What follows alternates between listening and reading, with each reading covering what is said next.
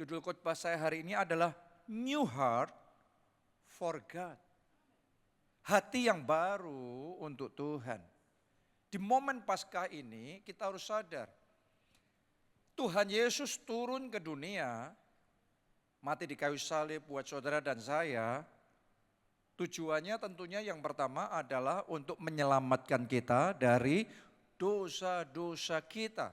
Supaya kita yang percaya tidak binasa, melainkan beroleh hidup yang kekal. Siapa yang percaya Anda termasuk orang yang sudah diselamatkan Tuhan Yesus? Boleh angkat tangannya. Kita kasih tepuk tangannya yang meriah buat Yesus yang sudah menyelamatkan kita. Nah, tetapi sekarang saya bawa Anda maju lebih spesifik untuk Paskah tahun ini. Yes, Tuhan menyelamatkan kita dari dosa-dosa kita.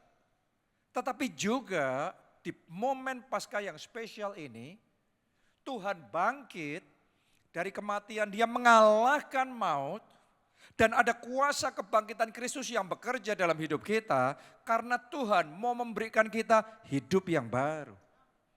Tuhan mau memberikan kepada kita hati yang baru. Ayo kita baca Alkitab di dalam Yeskiel 36 ayat 26. Kamu akan kuberikan hati yang baru dan roh yang baru di dalam batinmu, dan aku akan menjauhkan dari tubuhmu hati yang keras dan kuberikan kepadamu hati yang taat. Jadi Tuhan itu mau ngasih sama kita hati yang baru. Pertanyaannya kenapa?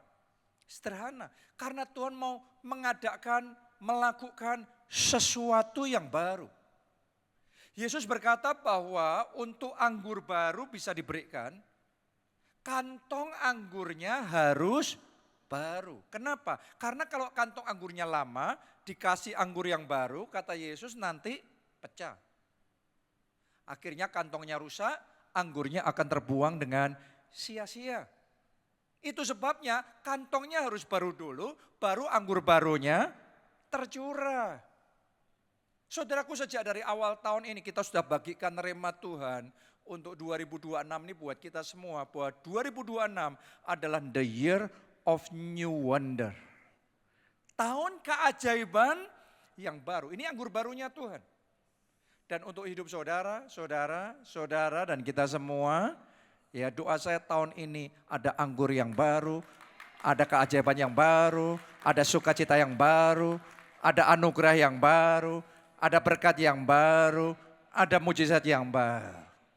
Nah, hari ini itu diperlengkapi untuk kita bisa mengalami semua itu. Terlebih dahulu sebelum kita bisa mengalami itu, Tuhan mau berikan hati yang baru supaya kita bisa terima tuh. New wonders. Keajaiban baru yang daripada Tuhan.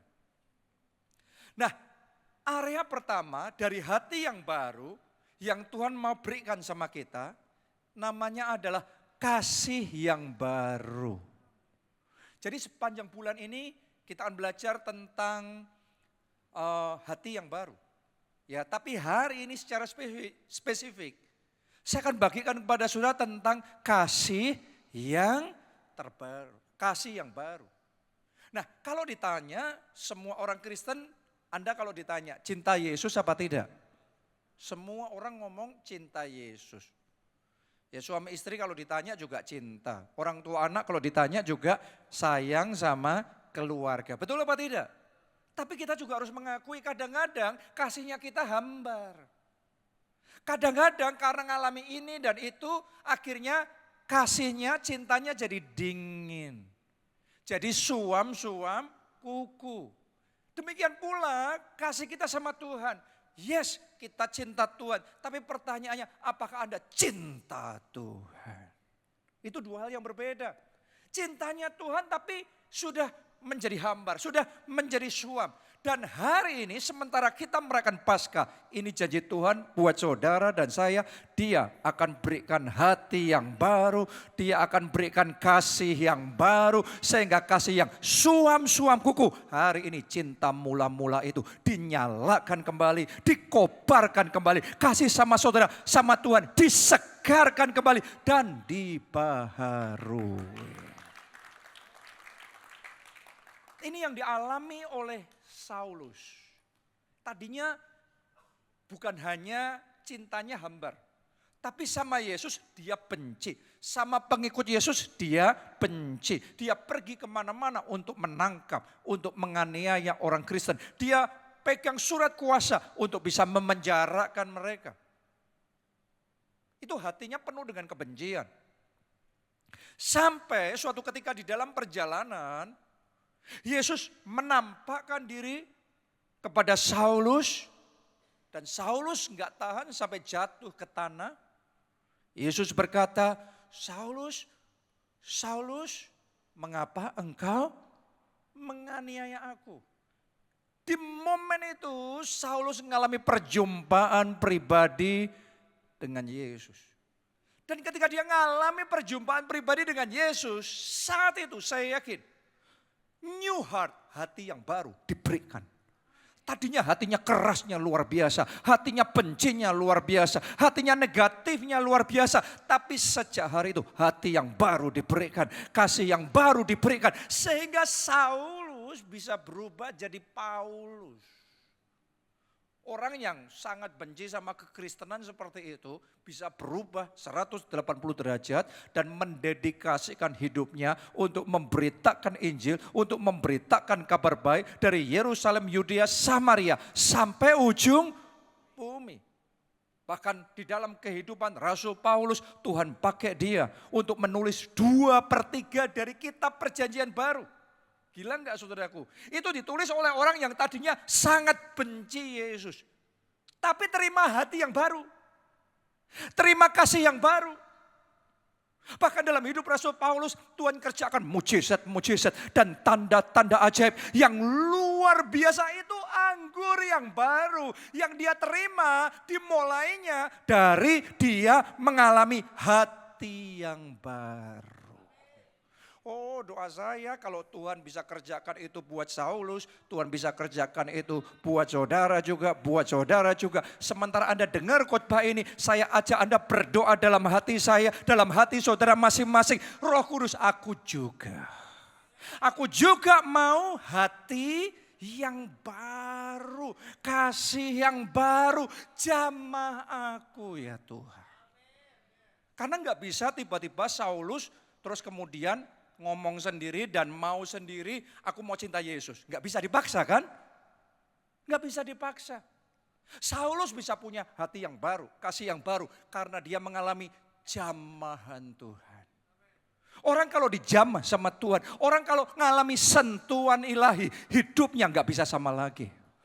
Dan saya berdoa minggu Paskah ini Anda ketemu Tuhan dalam hidup saudara. Anda mengalami sentuhan ilahi Tuhan di dalam hati saudara. Karena satu sentuhan yang dari Tuhan, maka hati yang keras akan dilembutkan. Hati yang tertutup akan dibukakan. Hati yang sudah suam akan dinyalakan dan dikobarkan kembali. Tepuk tangannya pula yang paling meriah buat Tuhan kita.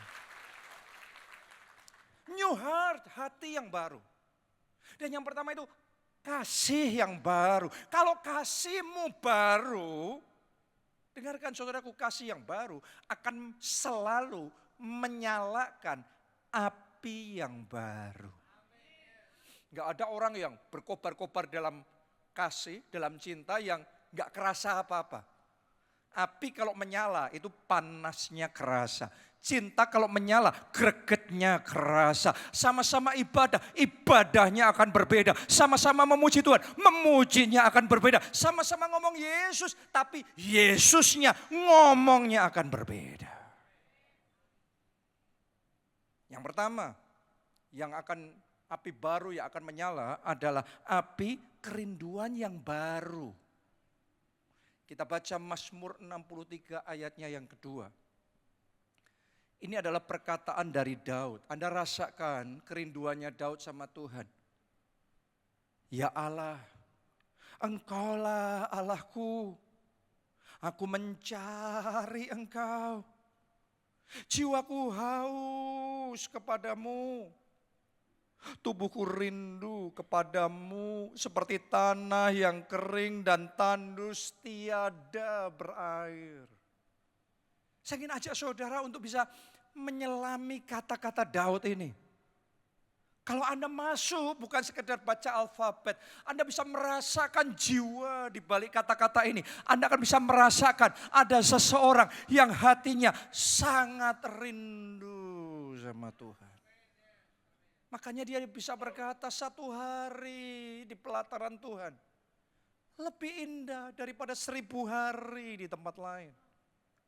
Dia beribadah bukan karena harus beribadah, disuruh beribadah, wajib beribadah. No, dia beribadah, dia berdoa karena kerinduannya untuk mendekat sama Tuhan. Kerinduannya untuk mengalami Tuhan lebih lagi, untuk dipenuhi dengan Roh Allah lebih lagi dalam hidupnya. Jiwanya haus, more of you. Engkau lebih lagi Tuhan dalam hidupku, lebih lagi. Tahukah saudara, orang kalau hatinya sudah dibaharui, pasti api kerinduan sama Tuhannya akan berkobar-kobar dan menyala-nyala. Nah sekarang kita ini ada di Minggu Paskah.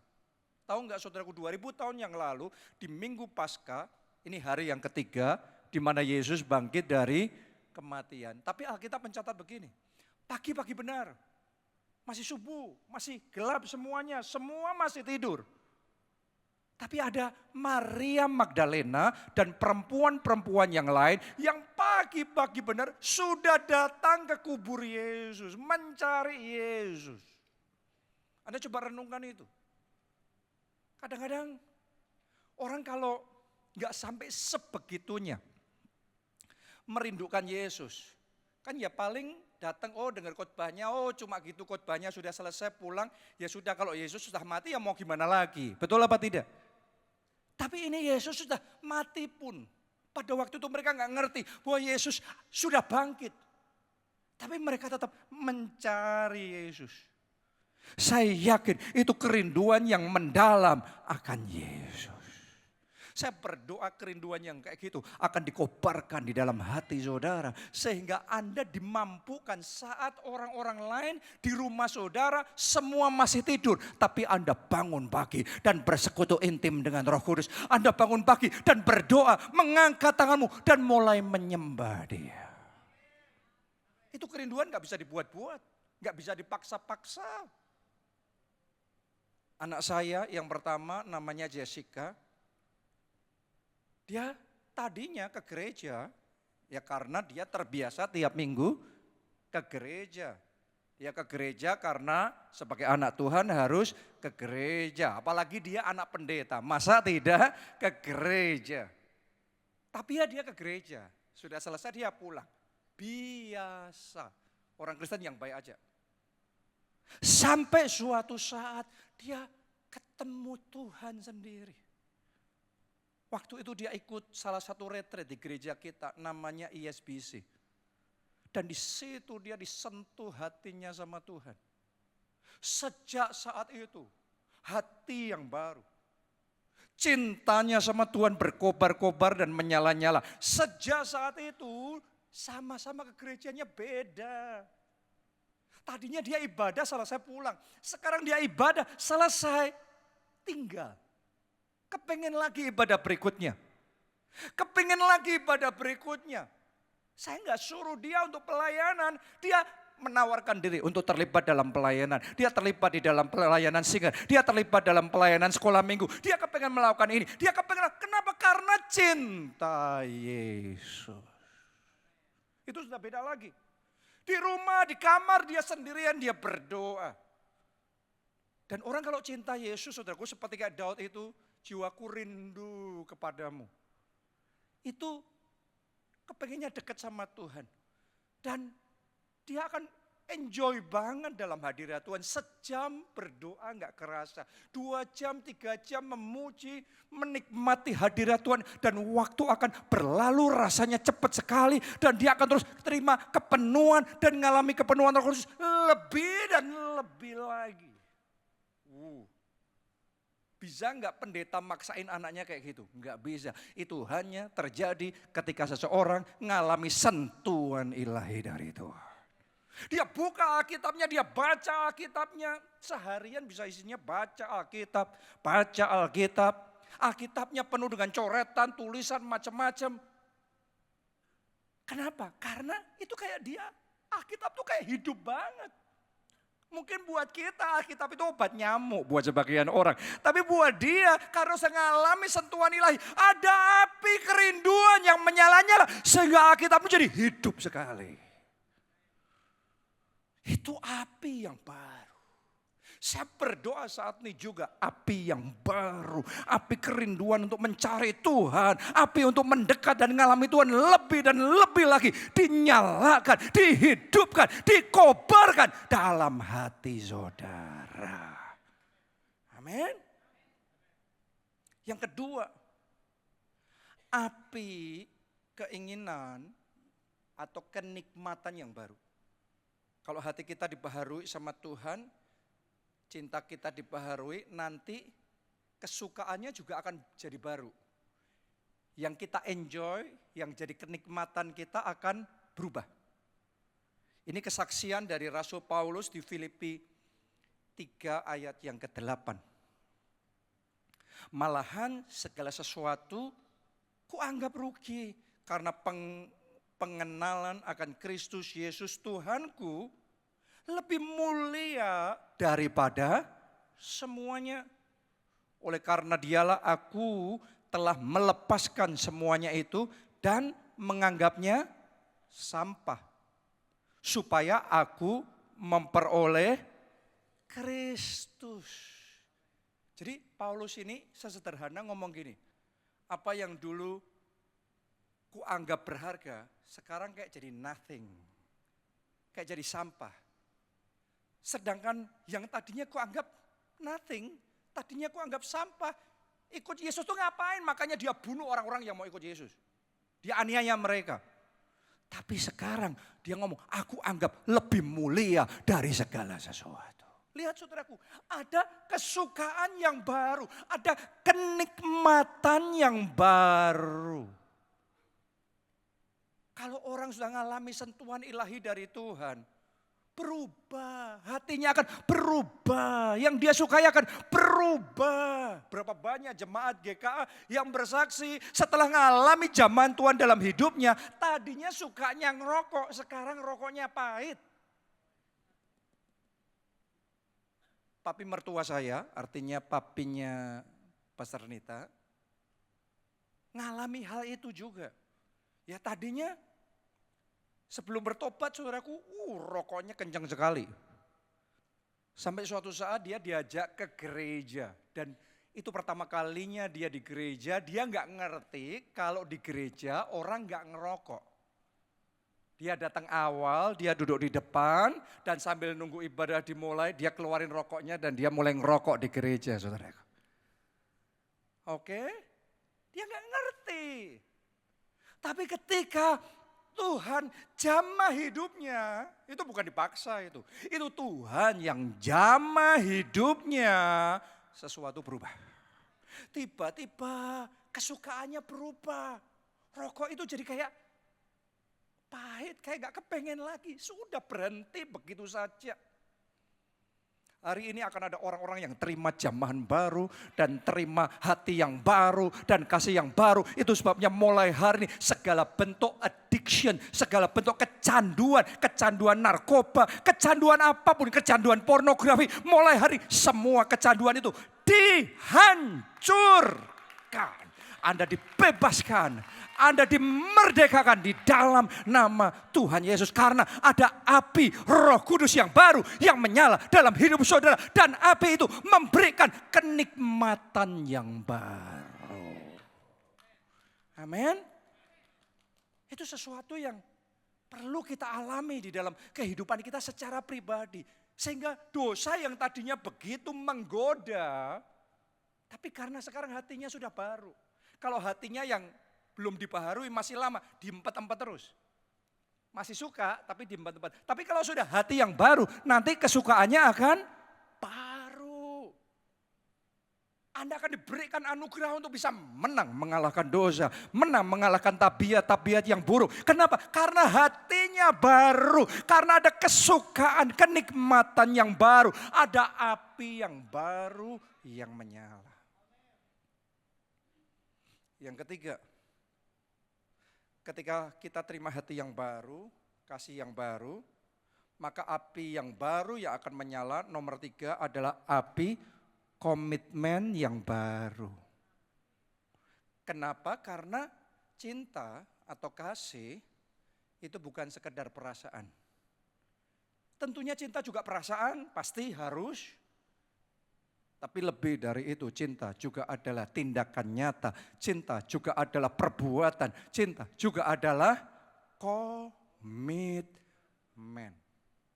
Jadi kalau saudara ngomong cinta Yesus, itu bukan cuma kata-kata. Itu bukan cuma nyanyian. Itu bukan cuma perasaan. Itu bukan cuma klaim sepihak. Pertanyaannya, seberapa kita komitmen dalam cinta Yesus? Yohanes 14 ayat yang ke-15. Yesus ngomong gini sama murid-muridnya, sama saudara dan saya juga. Jikalau kamu mengasihi aku, kamu akan menuruti segala perintahku. Jadi Yesus ngomong kalau kamu mengasihi aku jangan cuma nyanyi, jangan cuma ngomong. Kalau kamu ngomong mengasihi aku, kamu menuruti segala perintahku. Itu yang disebut komitmen. Anda tanya deh sama Abraham, waktu dia ngeklaim dia cinta Tuhan, dia percaya Tuhan. Apakah percaya Tuhan, cinta Tuhan tuh semuanya perasaannya serba enak semua? Waktu dia terima mujizat, waktu dia terima janji Tuhan, ya happy tentunya. Ketika dia ngalami keajaiban di usia tuanya, umur 100 tahun akhirnya dia diberikan anak perjanjian, yaitu Ishak. Tentunya dia excited, seneng lah. Siapa enggak seneng terima jawaban doa yang seperti itu. Terus kemudian anak itu bertumbuh jadi remaja, bertumbuh semakin besar. Nah ini nih, sampai suatu hari Tuhan ngomong sama Abraham, Abraham, aku mau engkau serahkan anak itu. Aku mau engkau persembahkan jadi korban di hadapanku. Saya tanya sama saudara, apakah hatinya Abraham excited? Apakah Abraham happy mempersembahkan Ishak anaknya? Saya yakinkan saudara kalau bicara feeling, bicara perasaan itu campur aduk, enggak karu-karuan hatinya Abraham. Seberapa berat perasaannya. Tapi hebatnya Alkitab mencatat, walaupun dia rasanya seperti apapun itu, pagi-pagi benar Abraham sudah bangun, dia naik ke gunung, dia taat. Kalau kamu mencintai aku, kamu menuruti segala perintahku, kata Tuhan. Itu yang disebut komitmen. Ada berapa banyak orang Kristen yang ikut Tuhan kalau itu feels good. Ibadah kalau feels good. Taat firman kalau itu enak, menyenangkan.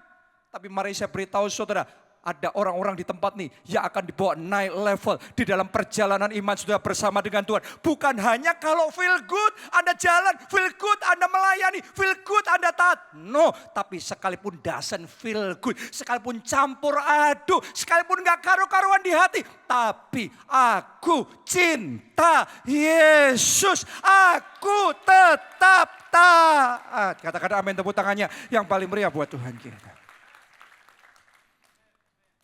Ini bicara tentang komitmen. Seperti Abraham. Dan tahukah saudara, ketika seseorang sampai di hubungan yang seperti itu sama Tuhan, nanti Anda akan dibawa masuk di dalam satu dimensi kehidupan yang belum pernah Anda alami sebelumnya di dalam hidup saudara. Lihat saudaraku ya, kita baca ini ayat yang terakhir di 1 Korintus 2 ayatnya yang ke-9. Tetapi seperti ada tertulis, apa yang tidak pernah dilihat oleh mata. Ini new wonder, ini keajaiban yang baru. Enggak pernah tuh dilihat oleh mata. Dan tidak pernah didengar oleh telinga. Wow, baru banget nih. Ini enggak pernah, yang lainnya belum mengalami. Tapi yang ini enggak ada kesaksian seperti itu sebelumnya. Tapi ini terjadi nih. Dan yang tidak pernah timbul di dalam hati manusia, enggak pernah timbul. Bahkan enggak didoain, enggak diperjuangkan, enggak diharapkan. Tapi lihat ini, semua yang disediakan Allah untuk mereka yang mengasihi Dia. Saya mesti ngomong sama saudara, semua orang Kristen, ayat ini favorit. Apa yang tidak dilihat, apa yang tidak didengar telinga, apa yang tidak timbul dalam hati manusia, buat aku. Mari saya beritahu saudara, bukan buat semua orang. Allah menyediakan bagi mereka yang mengasihi Tuhan. Itu yang dialami Salomo. Di 1 Raja-Raja 3 ayat 3 ditulis gini, and Solomon loved the Lord. Salomo cinta Tuhan. Sampai segitunya kayak Abraham. Cinta Tuhannya sampai segitunya, suruh Ishak pun dikasih. Kasih saudara. Salomo waktu jadi raja pertama, gila-gilaan. Dia ngerasa dia masih hijau, gak punya pengalaman, gak mumpuni. Tapi yang dia punya satu, cinta Tuhan. Sampai-sampai Alkitab mencatat dia mempersembahkan 1000 korban bakaran buat Tuhan. Kenapa? Because Solomon loves the Lord. Saya beritahu saudara ya, kalau Anda sudah sampai di dalam hubungan sama Tuhan kayak gitu, itu yang saya sebut love relationship with God. Hubungannya itu bukan lagi transaksional. Oh ya, saya sudah ibadah, saya melayani, saya dapat apa? Enggak gitu lagi. Tapi itu sudah kayak everything. Semuanya untuk Tuhan. Tahukah saudara, malam itu Alkitab mencatat Allah turun ke tempatnya Salomo. Allah menampakkan diri kepada Salomo dan Allah berkata, Salomo, kamu mau apa? Apapun yang kamu mau, ngomong. Satu hal aku kasih sama kamu. Saudaraku, Tuhan gak ngomong itu sama semua orang. Tuhan gak ngomong itu sama semua orang. Tapi Tuhan ngomong itu sama anak muda ini. Yang cinta Tuhan. Dan Salomo jawab, Tuhan, aku mau hikmat. Supaya aku bisa memimpin bangsa yang besar ini. Dan Alkitab mencatat, kamu minta hikmat. Yang kamu minta, ku berikan kepadamu. Tapi yang tidak kamu minta, juga kuberikan kepadamu. Hikmat kuberikan, kekayaan kuberikan, umur panjang kuberikan, ketenaran kuberikan. Semuanya kutambahkan. Bukankah Salomo dapat new wonder? Apa yang tidak dilihat oleh mata, tidak didengar oleh telinga, tidak timbul dalam hati manusia. Tuhan menyediakan karena Salomo cinta Tuhan. Banyak orang itu hitung-hitungan banget sama Tuhan. Sudah ke gereja nih Tuhan, Paskah sudah setor wajah nih Tuhan. Sudah pelayanan nih, kok belum. Anda jangan mikir gitu. Sama Tuhan itu kalau Anda hubungannya transaksional, Anda rugi. Anda jangan hitung-hitungan sama Tuhan. everything. Hidupku punya Tuhan. Hatiku punya Tuhan, segalanya. Biarlah itu semua menyenangkan hati Tuhan. Saya ngerasain kuat sekali di hati saya. Ada orang-orang di tempat ini yang tahun ini Anda akan mengalami penggenapan janji Tuhan ini. Apa yang tidak dilihat oleh mata, apa yang tidak didengar oleh telinga, apa yang tidak timbul dalam hati manusia, Tuhan berikan bagi mereka yang mengasihi Dia. Siapa yang mengasihi Dia? Siapa yang mengasihi Yesus? Mari bangkit berdiri. Nyanyikan lagu ini bersama-sama. Hanya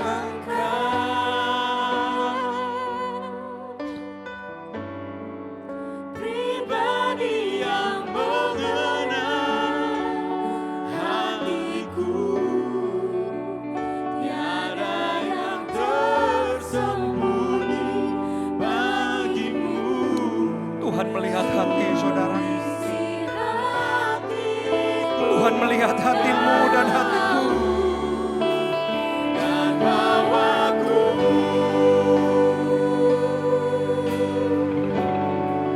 untuk lebih dekat lagi padamu, tinggal dalam indahnya kegelapan. Mari semuanya angkat dua tangan saudara dan bersama-sama katakan hanya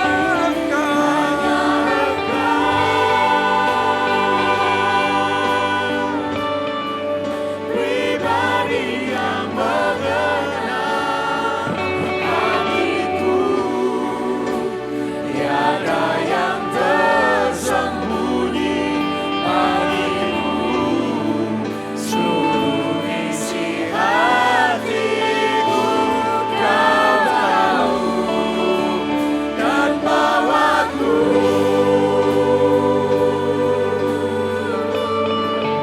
untuk lebih dekat lagi padamu, tinggal dalam indahnya dekatan kasih-Mu. Mari masing-masing berdoa sama Tuhan. Masing-masing berdoa, Tuhan berikan aku hati yang baru. Aku mau hati yang baru. Kasih yang baru itu. Aku mau cinta mula-mula yang sempat pudar, sempat hambar. Hari ini disegarkan kembali. Api yang sempat padam itu hari ini dinyalakan kembali. Hati yang baru, cinta yang baru, kasih yang baru. Kami butuh sentuhan ilahi-Mu ya Tuhan. Kami butuh jamahan-Mu dalam hidup kami. Jamah hati kami, jamah.